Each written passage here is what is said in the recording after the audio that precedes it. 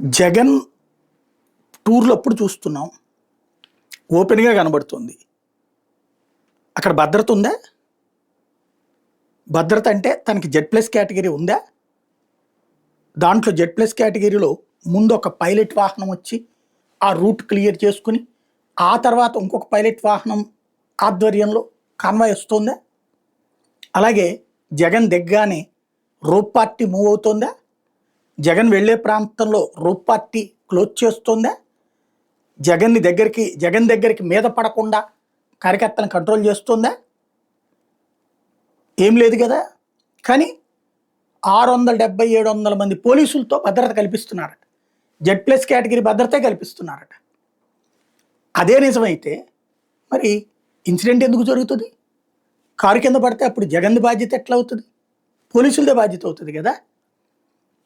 ఇదంతా తాజాగా ఏదైతే జగన్ భద్రతకు సంబంధించి కేంద్ర బలగాలతో ఇప్పించండి అని అడిగినందుకు రాష్ట్ర ప్రభుత్వం వేసిన అఫిడవిట్ అబ్బో అసలు అద్భుతం, భద్రత విపరీతంగా కల్పిస్తున్నామని చెప్పుకొచ్చింది.